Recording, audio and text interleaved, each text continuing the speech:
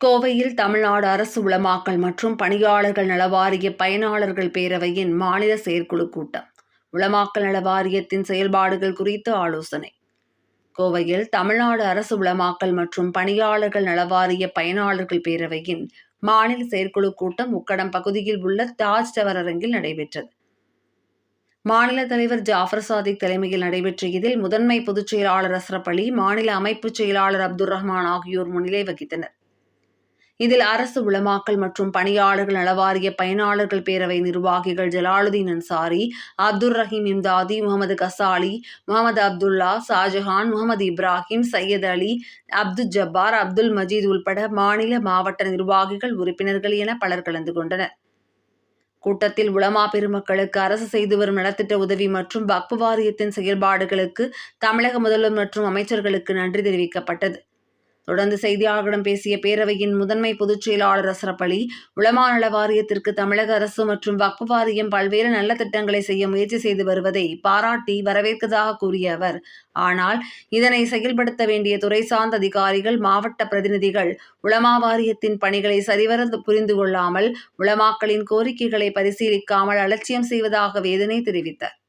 எனவே தமிழக அரசு இதனை கவனத்தில் எடுத்துக்கொண்டு உலமாக்களுக்கு அரசு அறிவிக்கும் திட்டங்கள் சென்றடைய நடவடிக்கை எடுக்க வேண்டும் என கோரிக்கை விடுத்தார்.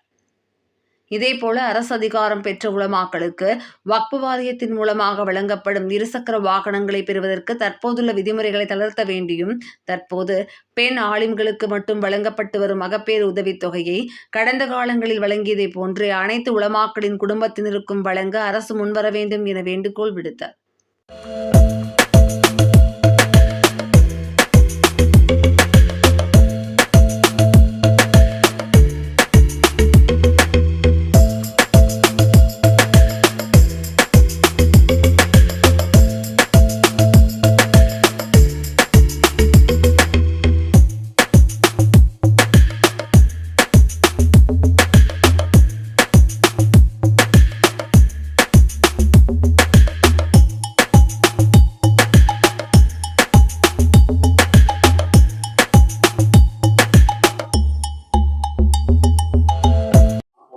அரசு உலமாக்கல் மற்றும் பணியாளர்கள் நலவாரிய பயனாளர் பேரவை தமிழ்நாடின் மாநில செயற்குழு கூட்டம் மற்றும் மாநில ஆலோசனை கூட்டம் இன்று காலை 9 மணி முதல் மதியம் 2 மணி வரை நடைபெற்றது.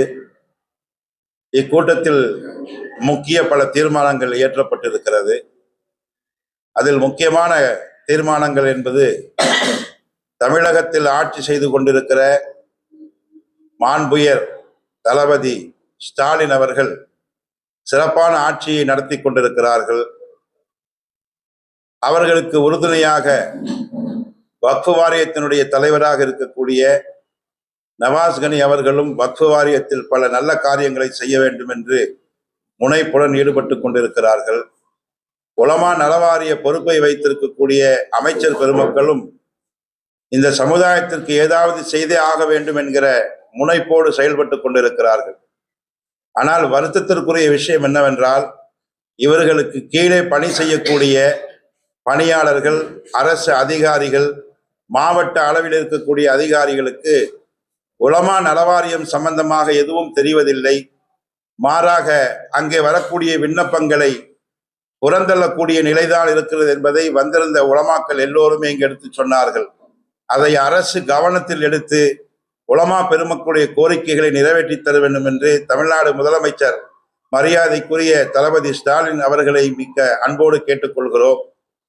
உலமா நலவாரியத்தில் பயன்பெறக்கூடிய உலமாக்கள், பெண் ஆலிமாக்களுக்கு பிரசவ உதவித்தொகை வழங்கப்பட்டு வருகிறது. அது ஆரம்பத்தில் எல்லா உறுப்பினர்களுடைய மனைவிமார்களுக்கும் வழங்கப்பட்டு கொண்டிருந்தது. இடையிலே அது நிறுத்தப்பட்டு விட்டதாக நமக்கு இங்கு தகவல்கள் சொல்லப்பட்டிருக்கிறது. எனவே பெண் ஆலிமாக்களுக்கு மட்டும், பெண் உறுப்பினர்களுக்கு மட்டும் வழங்கி வரக்கூடிய அந்த மகப்பேறு உதவித்தொகையினை ஆண்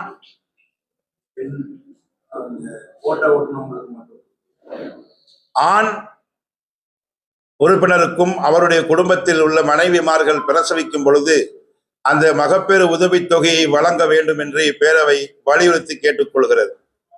வக்ஃப் வாரியத்தின் மூலமாக வழங்கப்படக்கூடிய இருசக்கர வாகனங்கள் உலமா பெருமக்களுக்கு பயனற்றதாகவே இருக்கிறது. காரணம், அதில் கேட்கப்படக்கூடிய கேள்விகளும் அதில் ஏற்படுத்தப்பட்டிருக்கிற நிபந்தனைகளும் வண்டி வாங்க முடியாத அளவிற்கு இருக்கிறது என்பதாக எல்லோருமே இங்கே குறைப்பட்டுக் கொண்டார்கள். எனவே அந்த விதிமுறைகளையும் தளர்த்தி நலவாரியத்தில் உறுப்பினர்களாக இருக்கக்கூடிய அனைத்து உலமாக்களுக்கும் தகுதி வாய்ந்தவர்களுக்கு இருசக்கர வாகனங்களை வழங்க வேண்டும் என்று மாண்புமிகு தமிழக முதலமைச்சர் மரியாதைக்குரிய ஸ்டாலின் அவர்களை இப்பேரவை கேட்டுக்கொள்கிறது.